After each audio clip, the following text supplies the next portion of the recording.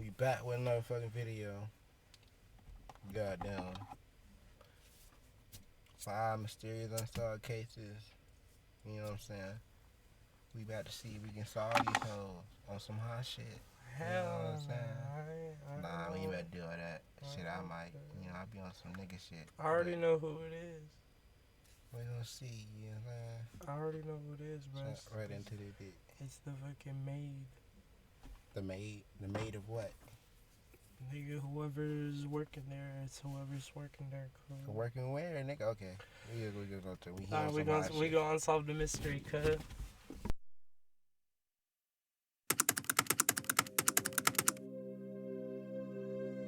Relisha Rudd was just 8 years old when she was last seen in March 2014. For more than a year before her disappearance, Relisha, her mother, and her 3 younger brothers had been living in a homeless shelter in Washington, D.C., alongside hundreds of other families. 51-year-old Khalil Tatum worked at the shelter as a janitor. He had former felony convictions for breaking and entering, burglary, and larceny. Tatum had grown close to Relisha and her family over the course of their stay. Despite a policy that prohibited fraternization between the shelter's staff and its residents, Relisha and Tatum spent time alone together, and Tatum gave her gifts, including a tablet. Relisha even referred to him as her goddaddy. Tatum spent time with other young girls staying at the shelter as well, but was never disciplined for this behavior. Toward the end of February 2014, Relisha's mother, Shamika Young, placed her into Tatum's care, allowing her daughter to leave the shelter and stay with him. Young was reportedly unhappy with the conditions at the shelter and may have been trying to give Relisha a better life. But once Tatum took over caring for the 8-year-old, she began to miss school at an alarming rate. When school officials spoke to Young about the absences, she told them Relisha was being cared for by the man she called Dr. Tatum. When they called Tatum, he said he was treating Relisha for neurological issues. By March 19th, Relisha had been absent from school over 30 times. When Child Services arranged to meet with Tatum, he never showed. It was at this time social workers learned that Tatum wasn't a doctor at all and contacted the police. Young told investigators that Tatum and her daughter were attending a medical conference in Atlanta and that she'd spoken to Relisha on the phone on March 17th. Young was convinced her daughter was safe and declined to file a police report, even though Tatum could not be reached on his cell phone. That mom pretty stupid. Yeah. I mean, she ended up in a homeless shelter, so she was probably the weakest link from the beginning.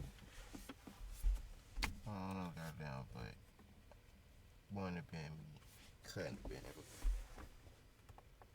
And the D.C. apartment he had shared with his wife was empty. A missing persons investigation was launched. Security footage of Tatum and Relisha was discovered at the Holiday Inn Express in Northeast D.C. The two could be seen walking down a hallway at the hotel on February 26th. Both Tatum and Relisha look at ease in this footage. They're each carrying a shopping bag and walking at a leisurely pace, and nothing seems out of the ordinary. A passerby would likely assume they were father and daughter. Footage from March 1st showed the pair in a similar situation, walking to a hotel room at the Days Inn. This video is the last confirmed sighting of Relisha. When Tatum's wife, Andrea, was found shot to death in a Maryland hotel room, investigators ramped up their search for both he and Relisha. They learned that at the beginning of March, he had purchased large trash bags, a shovel, and quicklime. On March 31st, Tatum's body was discovered at Kenilworth Park and Aquatic Gardens. He had shot himself with the same gun that killed Andrea. There was no trace of Relisha. Child Services was criticized for waiting so long to take action regarding Relisha's absences from school. The agency had been involved with her family before, finding that the home environment Young created was unsafe and that she had medically neglected at least one of her children. But it wasn't until Relisha vanished that Young lost custody of her kids. She was also investigated for obstruction of justice due to the statements she had made about where Relisha was, but was never charged. She rarely speaks to the media about Relisha's disappearance. In a statement to the Washington Post in 2014, Young said, "It's not my fault. I'm tired of laying my head down to get some rest, and I can't even reach out and grab my daughter." Relisha has never been seen or heard from again. Authorities believe she was likely killed by Tatum. His purchases in early March indicate he may have planned to get rid of human remains. In 2020, police searched a series of tunnels underneath the shelter, which Tatum would have had knowledge of as the janitor there. Nothing was found, and the young girl's fate is still unknown. Relisha Rudd would now be 15 years old.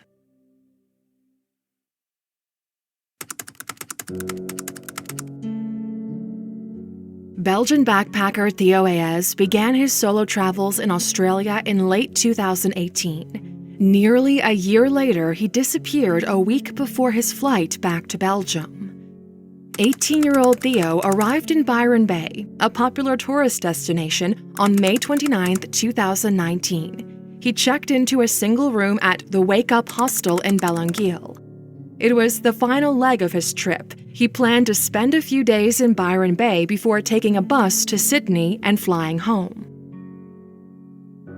On the evening of May 31, 2019, CCTV captured Theo and a new friend he'd met at the hostel buying some alcohol at a local liquor store. The footage indicates nothing out of the ordinary in Theo's behavior. The pair went back to the hostel, and later in the evening, Theo visited a bar called Cheeky Monkeys, located about a 20-minute walk from the hostel. Around 11 p.m., he left. It's unclear whether he was overly intoxicated, but witnesses have stated he was not drunk that night. CCTV footage of Theo leaving the bar provides the last known images of him before his disappearance.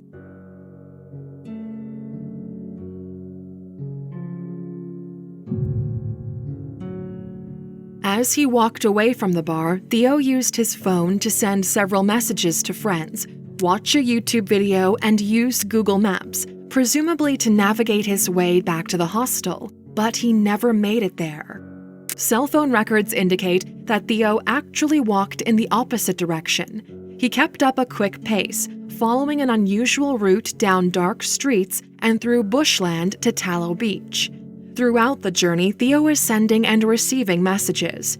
After sending a WhatsApp message to his stepsister shortly before 1 a.m., his phone stopped emitting a signal.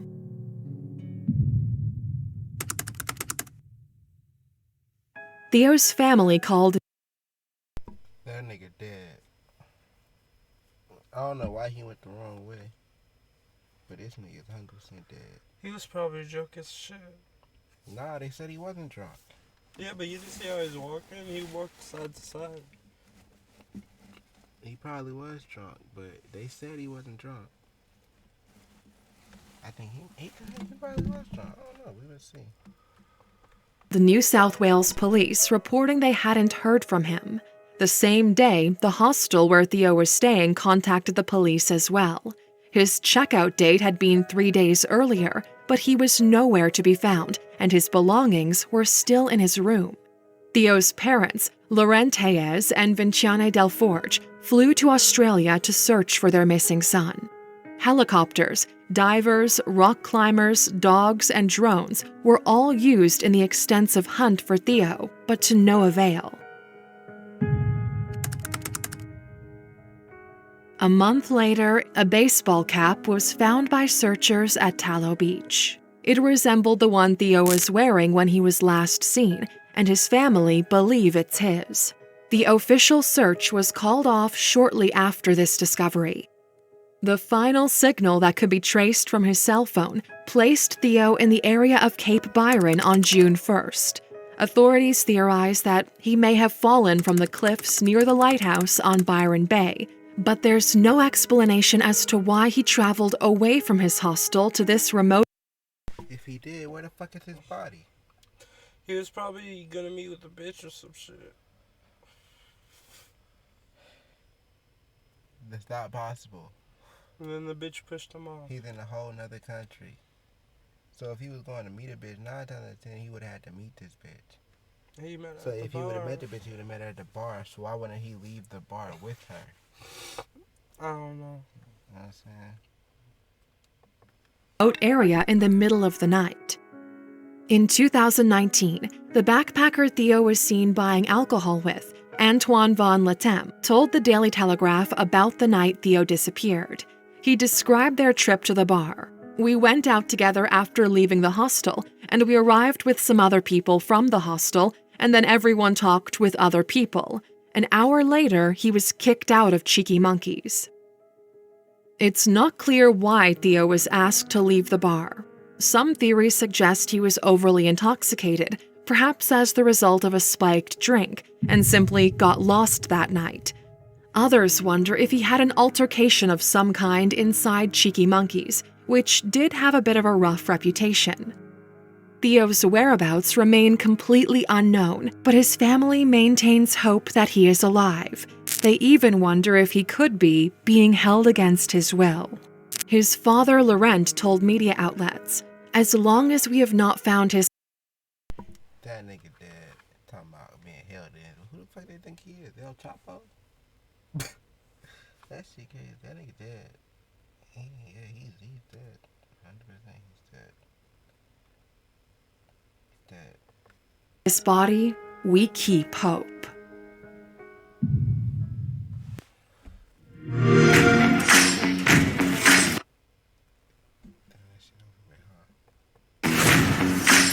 It's always.